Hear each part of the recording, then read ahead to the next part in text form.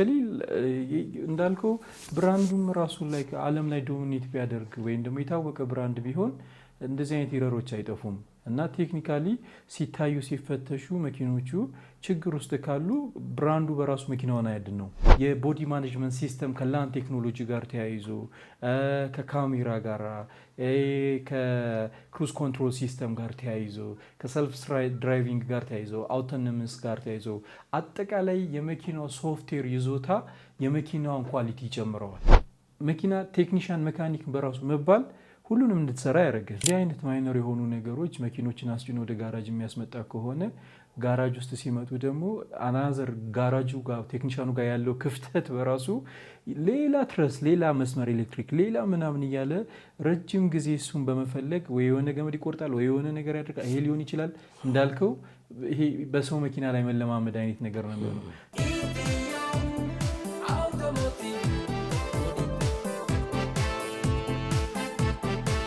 ክቡራን ተመልካቾቻችን ተመልሰን መጥተናል። ከኢንጂነር ኢዮብ ጋር ነው የመጣ ነው። ከኛ ጋር ስለሆናችሁ እናመሰግናለን።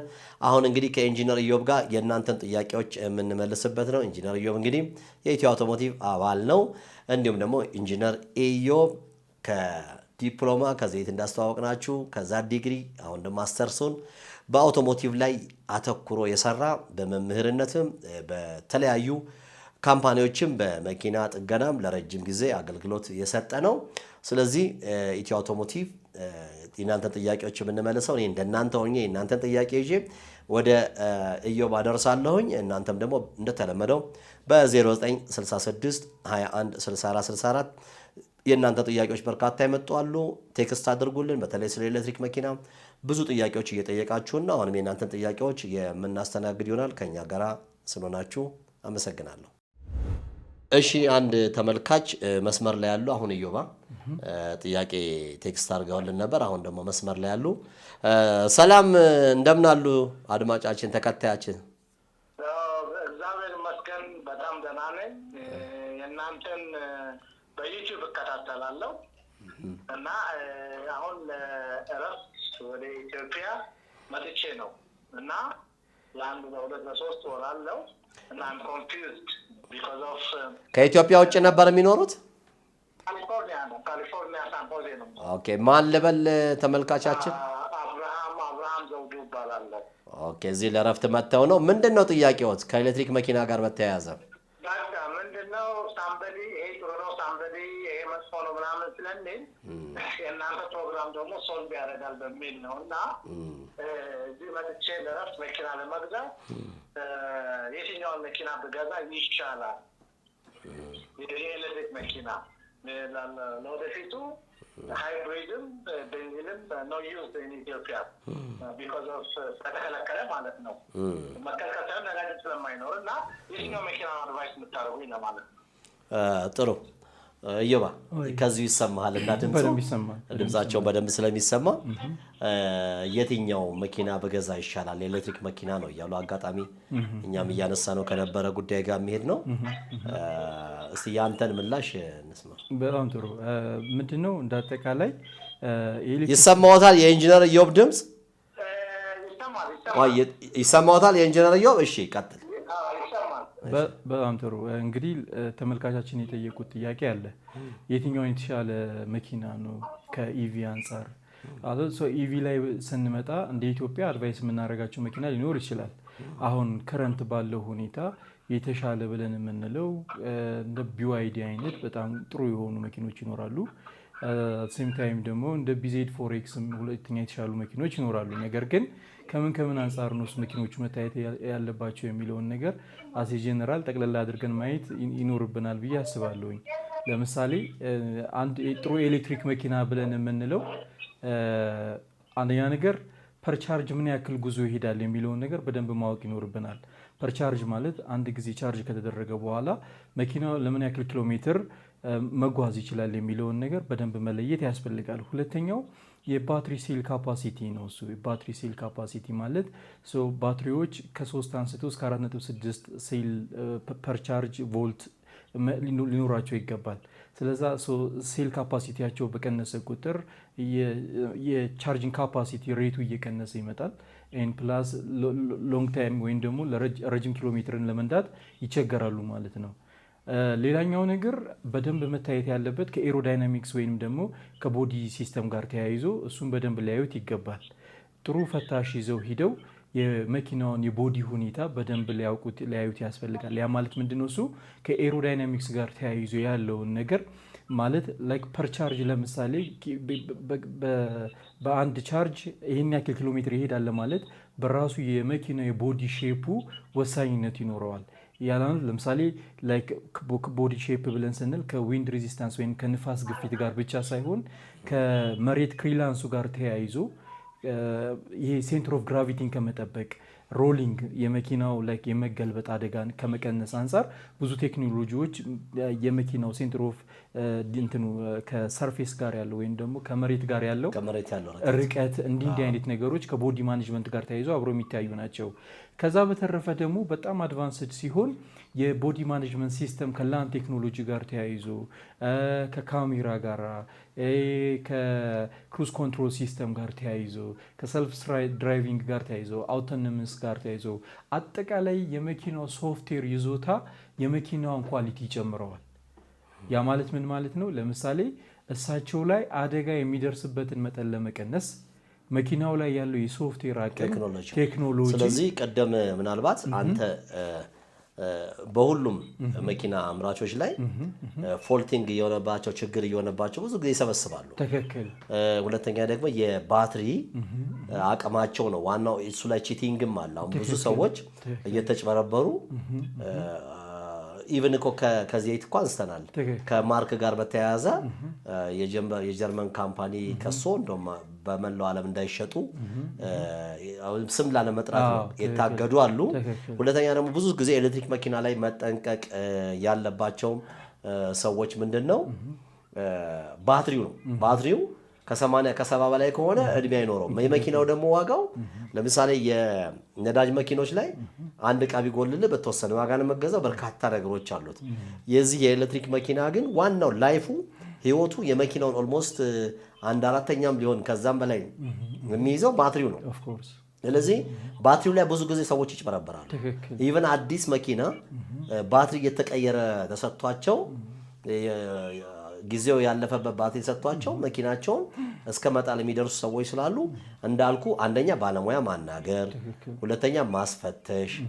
ያው እንግዲህ በሰለጠነው ዓለም ከሆነ ከሰህም ምን ብለህም ተጭበርብር ያለው ብለህ ጋራንቲም ይኖርሃል። እንግዲህ ቆይ አድማጫችን ሰላም ኖት? ይሰማዎታል? ይሰማኛል። ምናልባት የወሎት አሜሪካን ሀገር ያለው የመኪና አሻሻጥ ሁሉ ነገር ጋራንቲ አለው እንደሚያውቁት። እንደገና ደግሞ የሆነ ነገር ይፈጠርቦት በፍርድ ቤትም ከሰው ህጋዊ ሽያጭ ነው የሚካሄደው ምናምን የካሳ የማግኘት ነገር አለ። አሁን እኛ ሀገር ግን ኢንጂነሩ ቅድም የጠቀሰልዎት ምክንያቶች ተሰምቶት ከሆነ እንዳሉ ሆነው ትልቁ አሁን ኤሌክትሪክ መኪና ጋኛ ጋር ብዙ ሰዎች የሮሮ የሚያቀርቡት ሲገዙ በተለይ ሰከንድ ሃንድ ከሆነ የሚገዛው ባትሪ ላይፉ ነው። የመኪና የኤሌክትሪክ መኪና ዋናው ዋጋው በተረፈ ቆርቆሮ ነው፣ ባትሪው ነው ዋናው። እና የባትሪ ላይፉ ትክክለኛ መሆኑን አንዳንዴ ከውጭም ሲመጡ መኪናቸው ስማቸው የገነነ የሆነና ሎው ኳሊቲ ባትሪ የሚቀየርበትም አንዳንዴ የሚጭበረበርበትም ሁኔታ ስላለ እሱ ላይ ጥንቃቄ ማድረግ ነው። ምናልባት እርስዎ ጋር ድምፅ ስለሚኖር ነው እየቀነስኩት ያለሁት። ኢዮብ ተጨማሪ ካለ ላክ። እሺ ሌላ ምንድነው? እንዳጠቃላይ ማስፈተሹ እንዳለ ሆኖ መኪናው በራሱ ላይክ ብራንዲንግ ይወስነዋል። ዓለም ላይ ምን ያክል ዶሚኔት አድርጓል የሚለው አዲስም ቢሆን ማስፈተሽ ግድ ነው። ማስፈተሹ እንዳለ ሆኖ ምክንያቱም በተለያዩ መጭበርበሮች የዕቃ ቀያሪዎች ከባትሪም ሌላ በተጨማሪ የዕቃ ቀያሪዎች አሉ። ያንን ለመከላከል ኦልሬዲ ደረሰኝ ከቆረጠን በኋላ ወጣሃል እኔ ጋር አይደለም ይላል። ሌላ ሀገር በተለያዩ ሜተድ ፍርድ ቤት ከሄድክ ተመርምሮ ያ ሰውዬ ቺቲንግ አድርጎ ከሆነ ይያዛል። እኛ ሀገር ይሄ አይነት ነገር የለም። ኢቭን የምናውቀው ነው መኪና እንሸጥላችኋለን ብለው የብዙ ሰው ሚሊዮን የሚቆጠር ብር ሰብስበው ሰዎች ሲጠፉ እያየን ነው። ግማሾችን በቁጥጥር እያየን ነውና አሁን ትዝ ይልህ ከሆነ አምና ነው መሰለኝ አንድ ፕሮግራም ላይ ትልቅ ካምፓኒ ላይ አዲስ መኪና ገዝተው ሴትዮዋ የሆነ ነገር ተቀይሮባቸው በሳምንቱ መኪናው እስከ መቆም እንደደረሰና ብዙ ነገር ታስታውሳለህ አይደል? እንግዲህ ከትልቅ የሚታወቅ ካምፓኒ እንኳን ስትገዛ እዛ የሚሸጡ ሴልሶቹ ቴክኒሻኖቹ ምናምን ልክ ገራዥ ላይ ችግር አለ እንደምንለው አዲስ መኪና ላይም ቅያሬ ስለሚኖር እኛ አሁን ኢንጂነር ኢዮብ እንደነገረውት አሁን እኛ በግል ባይሆን ምናልባት ይሄ ቢሆን ልንሎት እንችላለን። አሁን ሚዲያም ላይ ስለሆነ መኪና ይሄ ነው ለምሳሌ ይሄን ግዙ ብለን ከዚህ በፊት ምን ሆነን መሰሎት እዚህ ቴሌቪዥን ፕሮግራማችን ላይ ሪቪው ፕሮግራም ነበረው ዩቲዩብ ላይ የማይተው ከሆነ እኛ የሰራ ነው መኪናዎቹ የያዙትን ቴክኖሎጂ ህብረተሰቡ እንዲያስተዋወቅ ነበረ። በኋላ ላይ እነዛ መኪኖች ምን ሆኑ ባትሪ ላይፋቸው የወረደ ሆነና ሰዎች እኛን አስተዋውቃችሁ አሉ። እኛ ማስታወቂያ ተቀበለን ሳይሆን አቆም ነው ያንን ፕሮግራም በዚህም ምክንያት ማለት ነው። ስለዚህ ባለሙያ ይዞ ሄዶ አዲስም ቢሆን እርሶ የወደዱትን መኪና የተሻለ የሚባለውን መኪና ከባለሙያ ጋር ተመካክሮ መግዛት ይሻላል ነው ያንተ ድምዳሜ። ከዚህ ተጨማሪ ካለ ንገረን። አዎ አክቹአሊ ላይክ ሞስት ፕሮባብሊ ሊሆን የሚችለው እንደዛ ነው። ተጨማሪ ማለት ጠቅለል ስናደርገው እሳቸው አማካሪ ይዘው ሂደው እንደን ከዛ ቴስት ተደርጎ ተፈትሾ መታየት ያለበት ነገር ሁሉ ታይቶ ይሄዳል። አሁን እኛ ያነሳነው ሀሳብ ምንድነው አንድ ጥሩ ኤሌክትሪክ መኪና የሚባለው ምን ነገር ኳሊቲዎች ይኖሩታል ነው ደሆል ጥያቄ። አንተ ያስፈራራቸው እንዳሉ ሆነ ስለዚህ በሁሉም መኪናዎች ላይ ይሰራል።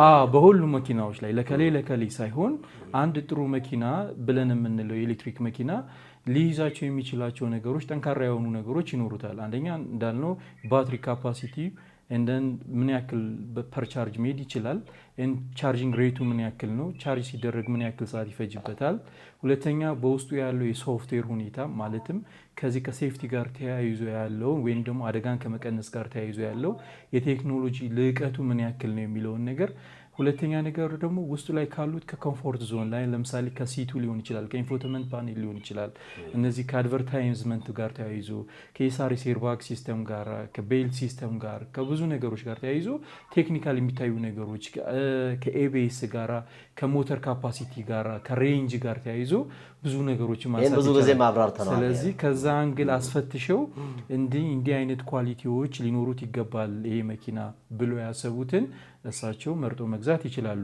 መኪኖች ግን ይሄ ኳሊቲ ካላቸው ሁሉም ጥሩዎች ናቸው። ማለትም ከቴክኖሎጂ ጋር የግጭትን አደጋን ከመቀነስ አንጻር ሬንጃቸው ረጅም ከሆነ፣ ባትሪ ካፓሲቲያቸው ጥሩ ከሆነ፣ የኢንፎቴመንት ፓኔል ሲስተማቸው ጥሩ ከሆነ፣ ሰልፍ ዲያግኖሲንጋቸው ጥሩ ከሆነ፣ የውስጥ ሲቲንግ ምናምን አጠቃላይ ያለው ነገር ጥሩ ከሆነ የትኛውም ካምፓኒ ሊሆን ይችላል የተሻለ ይሆናል። ግን ዮሐንስ ጋር ምንድነው ለምሳሌ ከዚህ እናንተ የዛች መኪና ነው ብለው ሸጠውላት ኦልሞስት ከባጃጅ የማይተናነስ ነገር በመኪና ሳምረው ገብተው አንዳንድ ጊዜ እነዚህ ያልካቸው ቦዲ ላይ ወይ ከውጭ አውትሳይድ ያሉት ከኢንጂኑ ወይም ከባትሪው ውጭ ያሉት ነገሮች ጥሩ ሆነው የሚያምሩ ነገሮች ሆነው ባትሪው ላይ ኢንጂኑ ላይ ችግር ሊኖር ስለሚችል እንዳልኩ ባለሙያ ነው። ሁለተኛ በብራንድም አሁንኛ ከሌ ብራንድ የራሳችን ምርጫ ይኖራል፣ አንተ የራስ ምርጫ ይኖራል። ይሄ ጥሩ ነው ትላለህ። እየገዙ ያዩት ሰዎች ደግሞ የሚያመጡትን በብዛተኛ አይዲያዎች ይደርሱናል። አይ ቲንክ አሁን ጀስት እንደ ሚዲያ እዚህ ይሄኛው ጥሩ ነው ይሄ ጥሩ አለ ጥሩ ያልሆኑም አሉ። ሙሉ ለሙሉ ብዙ ሰው የከሰረባቸው ሌላ ሀገር ቢሆን ነው አስመጪዎቹም ምንም ሊያስጠይቅ የሚችሉ ብራንዶችም ተሸጠው ያለቁበት ሁኔታ አለና ምናልባት ተመልካቻችን ሌላ ተጨማሪ ነገር በሜሴጅ እንልክሎታለን። ለአሁኑ የጥያቄው ተመልሷል። ተመልሷል። አንድ ግን አጭር ጥያቄ የምጠይቀው ወይንኮ ቢዋይዲን ማስመጣት ጀምሯል እንደ ትክክለኛ ኢንፎርሜሽን ነው? እዮብ አለው ትክክለኛ ኢንፎርሜሽን ኢንጂነር እዮብ ይመልስልዎት። እሺ ያስመጣሉ። ግን አሁን ምን መሰሎት ቅድም ጠቅላላ አድርገን እንደነገርነው ነው። ሞይንኮም ማመጣ ሌላም ካማን ያስመጣ ሁሉም አስመጪዎች ናቸው። አሁን ብዙ ሰዎች ምናልባት የተለያዩ መኪናዎች ላይ ከሊያስመጥቶ ብለው ከመውቀስ ራሱ ለምሳሌ እኮ አንድ መኪና ትክክል መጥቶ ከመጡት ሞዴሎች ውስጥ ወይ ሁለቱ ወይ ሶስቱ አንዳንዴ እኮ ካምፓኒዎች ራሱ ትልልቅ ካምፓኒዎች እኮ የጃፓን መኪኖች እኮ ራሱ ሰብተዋል። አሜሪካንም ሀገር ይሰበሰባሉ ምርታቸው ላይ ይሄ ችግር አለ ተብሎ ገበያ ላይ ከዋሉ በኋላ እንደዚህ አይነት ነገር ስለሚኖር የትም ቦታ ቢሄዱ ባለሙያ የራስዎትን ሰው ካለ ባለሙያ ዕውቀት ያለው ሰው ይዘው ሄደው ቢገዙ ነው። 00 ቢሆን እኛ እንደዛ ነው የምንመክረው። 00 ገዝቼ እንደዚህ ሆነብኝ የሚሉ ሰዎች ስላሉ ለማለት ነው። እናመሰግናለን። የቀረውን በአንዳንዱ በሚዲያ ላይ ይሄኛውን ጥሩ አይደለም ይሄ ጥሩ አይደለም ማለት ስለማንችል ነው። ምናልባት የግል ሀሳባችንን የኢንጂነር ኢዮብን ስልክ ቴክስት አደርግሎታለሁ፣ ከእሱ ጋር ያወራሉ። እናመሰግናለን። እርስዎም ስለደወሉ እናመሰግናለን። እሺ መልካም ጊዜ። እሺ እኔ እንደማጠቃለያ ለየት ያለ ሀሳብ ያለ ያው ብዙ ፊድባኮች እኔ ጋር ስለሚመጡ በቴክስት እንደምታውቀው ሀገራችን ላይ በኤሌክትሪክ መኪና ይበረታታል። ብዙ ሰዎች ደግሞ ሃይብሪድ ይፈልጋሉ። ለምን ነው የሚፈልጉት? ሁለቱም ጋር ስጋት ስላለ ነው። ኤሌክትሪክ ብናጣ በነዳጁ ነዳጁ ብናጣ በኤሌክትሪኩ የሚል ነው። ግን ሃይብሪድ ገዝተው አሁን ያው ሞዴል መጥራት ስለማንችል ነው ሪቪዎችም እንግዲህ ለመስራት እያሰብን ነው። የተወሰነ ጥሩ ያላቸውን ተመልካቾቻችን በቲቪ ሜዲየም ከሆነ በዩቲዩብም ቢሆን ሀሳቦች አሉንና ሃይብሪድ መኪኖች ላይም ብዙ ጊዜ ኮምፕሌን ይነሳል። እሱ ላይ ምንድን ነው ሁሉም ላይ ማለት ያለ በጣም ጥሩ የሆኑ አሉ። ብራንድ አለመጥቀስ ነው። ትክክል። አክቹዋሊ እንዳልከው ብራንዱም ራሱ ላይ ዓለም ላይ ዶሚኔት ቢያደርግ ወይም ደግሞ የታወቀ ብራንድ ቢሆን እንደዚህ አይነት ኢረሮች አይጠፉም እና ቴክኒካሊ ሲታዩ ሲፈተሹ መኪኖቹ ችግር ውስጥ ካሉ ብራንዱ በራሱ መኪናውን አያድን ነው አባባሌ ገብተዋል። አንድ ከሌ ኤክስ የተባለ ትልቅ ኩባንያ የታወቀ ኩባንያ ከዚህ በፊት ጥሩ ያመርታል እንደን የታወቀ ነው ዶሚኔት አድርጓል ዓለም ላይ ተብሎ ታስቡ መኪናው ሲፈተሽ ችግር ካለበት ብራንዱ ብቻ እዛ ላይ መኖሩ ወይም ብራንድ እንትኑ ፖፑላር መሆኑ ወይም ደግሞ እንደው ላይክ በጣም ስመጥር መሆኑ በራሱ መኪናውን አያድነውም። ስለዛ እነዚህ ሃይብሪድ ቴክኖሎጂ ላይ ስንመጣ አንዳንድ ጊዜ ላይክ ቴክኒካል ችግሮች ያጋጥማሉ። ቴክኒካል ችግሮች ሲያጋጥሙ ኦፍኮርስ በአግባቡ ላይክ አስፈትሾ ቼክ አድርጎ መግዛቱ እንዳለ ሆኖ ግን አውቶማቲካሊ እኛ ሀገር አሁን የማየው ነገር ልክ ችግሩ ሲፈጠር አንደኛ ቴክኖሎጂ ጋር ያለመላመድ ሁኔታ አለ። ሁለተኛ ያለምንም መደናገጥ አሉ ወደ ተባሉ ወደ ተሻሉ በዚህ ማለት ላይክ ጥሩ አቺቭ የሚያደርጉ አሁን መኪና ቴክኒሻን መካኒክ በራሱ መባል ሁሉንም እንድትሰራ ያደረገ ምን ማለት ነው? ለምሳሌ አንድ ሰው ለረጅም ዓመት ኢንጂን ሲበትን ከርሞ ጋራጅ ስላለው ብቻ መኪና ወስደ ኢቪ ብታቆምለት ወይም ደግሞ ሃይብሪዱን ብታቆምለት በትክክል ሜንቴን ያደርግላል ማለት አይደለም።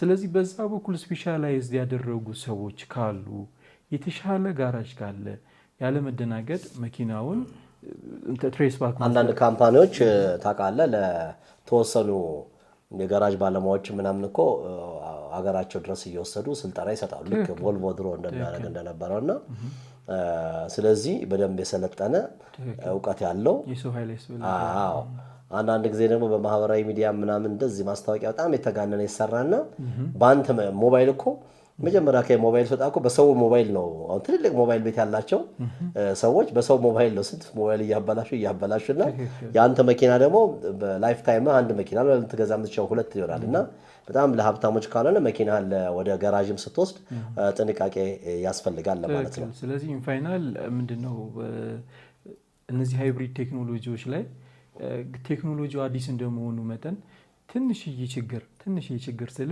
ለምሳሌ ስክሪን ላይ በጣም ትላልቅ ስክሪን አላቸው። በአጋጣሚ እዛ ጋር የሆነ ላይክ መዝናናት ፈልጎ ዩቲዩብ ወር የሆነ ነገር ምናምን ፈልጎ ይገባና ሴቲንጉን ሳያውቁት ይነካኩታል ምናምን የሆነ ነገር ዲሴብል ያደርጋሉ። ኦን የሆነውን ኦፍ ያደርጉታል። ኦፍ የሆነውን ምናምን መኪኖቹ በጣም አድቫንስድ ቴክኖሎጂ ቤዝድ ስለሆኑ ትእዛዝ ሰጠኸው ማለት ትእዛዝ ሰጠኸው። ከዛ ለምሳሌ ሞተር ሎክ ብዙ ሰዎች ይደውላሉ። ባለፈው ላንጋኖ ነው ምናምን ሄደን ተመሳሳይ እንዳንተ ሎክ አድርጎባቸው እንዲህ ተነጋግረን ምን ብለን በሞባይል ዋትስአፕ ላይ ተደዋውለን የተፈታለና እንትን ማናቀውም ከሆነ ወይ ዲስፕሌይ ላይ ያለው ነገር በደንብ ማጥናት ኢቭን ቋንቋውን እንኳን ባናቀው ይሄ ምንድነው የሚለው ከማኑዋላችን ጋራ ተናቦ ማየት ያስፈልጋል በሚገባ። ስለዛ እንዲህ አይነት ማይነር የሆኑ ነገሮች መኪኖችን አስጭኖ ወደ ጋራጅ የሚያስመጣ ከሆነ ጋራጅ ውስጥ ሲመጡ ደግሞ አናዘር ጋራጁ ጋር ቴክኒሻኑ ጋር ያለው ክፍተት በራሱ ሌላ ትረስ ሌላ መስመር ኤሌክትሪክ ሌላ ምናምን እያለ ረጅም ጊዜ እሱን በመፈለግ ወይ የሆነ ገመድ ይቆርጣል ወይ የሆነ ነገር ያደርጋል። ይሄ ሊሆን ይችላል እንዳልከው ይሄ በሰው መኪና ላይ መለማመድ አይነት ነገር ነው የሚሆነው። ስለዚህ ባለቤቶቹም ጋር ጥንቃቄ ያስፈልጋል፣ ቴክኒሻኖቹም ጋር ጥንቃቄ ያስፈልጋል። መኪኖቹ አዲስ እንደመሆናቸውና ገና ወደ ሀገር ውስጥ በደንብ ፖፑላር ስላልሆኑ እና በደንብ የተለመዱ ስላልሆኑ በጣም ጥንቃቄ የሚፈልጉ ነገሮች ስለሆኑ እዛ ላይ ከሾፌር አንስቶ ወይም ደግሞ ከመኪናው ባለቤት አንስቶ እስከ ጋራጅ ቴክኒሻኑ ድረስ በጣም ጥንቃቄ ሊያደርጉላቸው ይገባል ለመኪኖቹ።